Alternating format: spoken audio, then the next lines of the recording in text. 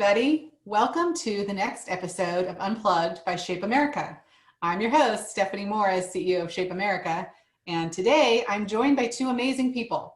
Audra Walters is a program manager at Shape America, and Kyle Bragg teaches at Anasazi Elementary School in Scottsdale, Arizona. So hi, Audra and Kyle. Thanks so much for joining me today. Happy to be here. Yeah, thanks for having us. So I'm curious, Kyle, I know this is a really challenging time for so many schools and districts. Are you teaching right now, and what does that look like? I am. I want to real quick tell a story. When we were at Shape Speak Out Day in DC, because I think this connects to students as well, we were eating dinner and you, Stephanie, were walking around to talk to all the people who were attending and just show that you valued and cared about us and appreciated us coming across the country to come join you. And that, a couple of minutes just showed that you value us. And I think as adults and students, they need to have that feeling. And then to beyond that, when you showed us some strategies to talk to senators, you didn't tell us exactly what we have to do. You gave us strategies, but then empowered us to tell our own stories, which kind of led us to have our own path to success. And that meant more to us because we were allowed to have that choice in what we talked about. So I thought it was very appropriate. So I think it connects, students need to be valued, adults need to be valued, and that allowed us to really make some good strides with the senator. So I appreciate you doing that. And I wanted to connect the adults and the kids and what we all need, I think. But going back to the question of what I'm doing for teaching right now, yeah, it looks a lot different. What I found out was at the beginning, I was kind of like all in, wanting to get all this content. But then I realized that's not what the kids need right now. And what they need is, they need to be physically and emotionally safe first.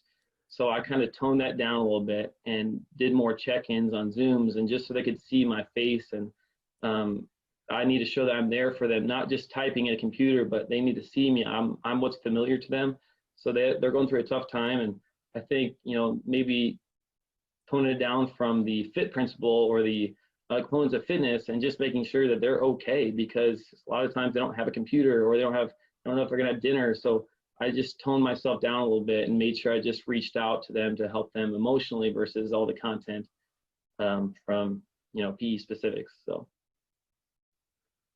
Thank you, Kyle. That's such a good point. And thank you for that story. I'm lucky enough to be extroverted, and it's my favorite part to connect with people and check in and see how they're doing. But thank you very much for that. And you're so right. And I don't know that I've heard anybody capture it in just that way about what's important right now and how teachers really can be best impacting their students. So I loved that. Thank you.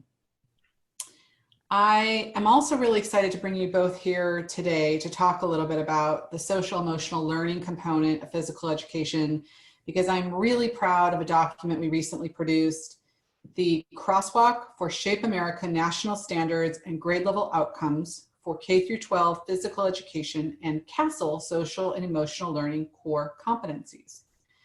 Audra, can you tell us a little bit about how this document came to be?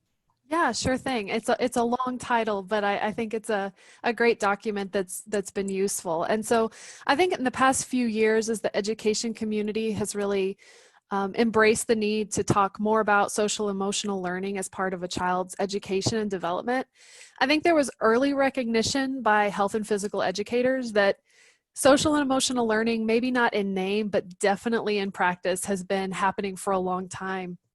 So I think there was this natural connection for those that were in the health and physical education field that I think wasn't maybe as clear to the education community as a whole. So I hope that this document is a natural extension of showing how physical education just creates those authentic opportunities for social and emotional learning, which we're going to hear from Kyle on how that happens in practice. So the Crosswalk, it's not an exhaustive document, but I think it's a way to showcase those connections and essentially be a resource for that can be used to advocate for why physical educators really need to be included in those social and emotional learning conversations that are happening in their schools and districts. So many good points. And yes, it is a long title, but it certainly captures exactly what the document is. And I think that's a really helpful piece of it. So thank you for giving us a little bit of the context behind why it was created. Kyle, you touched on this a little bit at the beginning, but I'd love for you to expand and share a little bit more about how you have been intentionally incorporating social emotional learning into your physical education instruction, and maybe touch on it from both perspectives of before COVID-19 and we were all at home, and if there's anything you want to expand on to right now, this moment in time. Yeah, for sure. So social emotional learning is, I think Shape America does a great job to standards 4 and 5 basically already have those within it. And I don't know of many other organizations that, are directly linked to SEL. So that's really impressive that they already have that in there.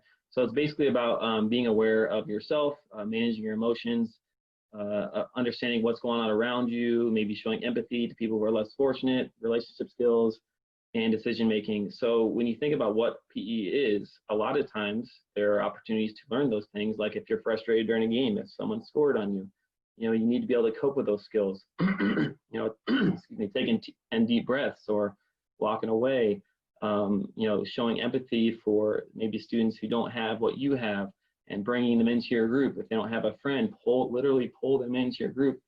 All these things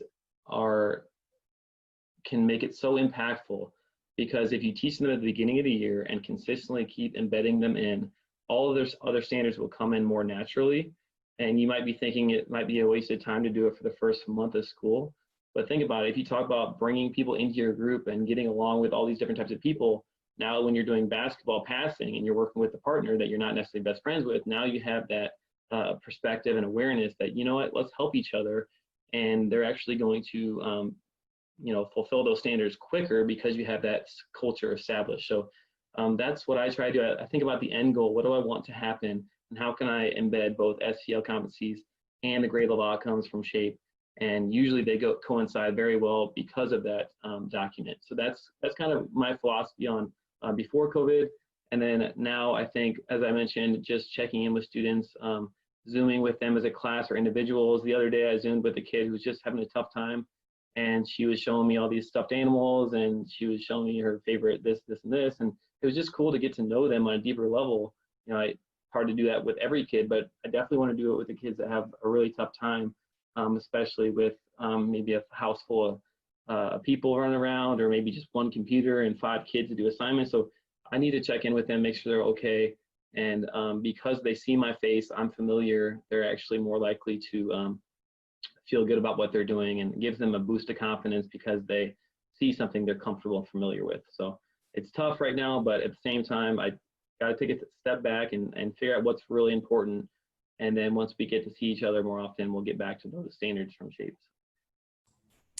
Thank you, Kyle. And I was thinking about my own son as you were talking about all of that and the struggles he has had from very early on with self-regulation, managing his own emotions. And it was a big reason for sure we didn't jump right into a lot of the youth sports activities that a lot of other kids his age were doing at much younger ages.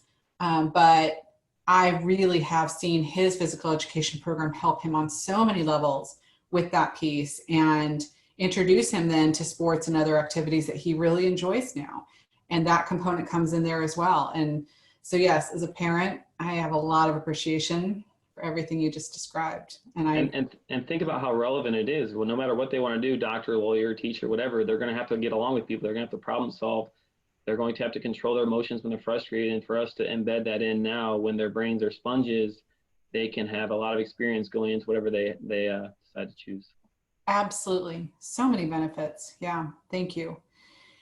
Audra, how do you hope this document will be used moving forward? So I mentioned earlier that I hope this document will be used to support why physical educators really need to be included in the conversations around social emotional learning that's happening in their schools.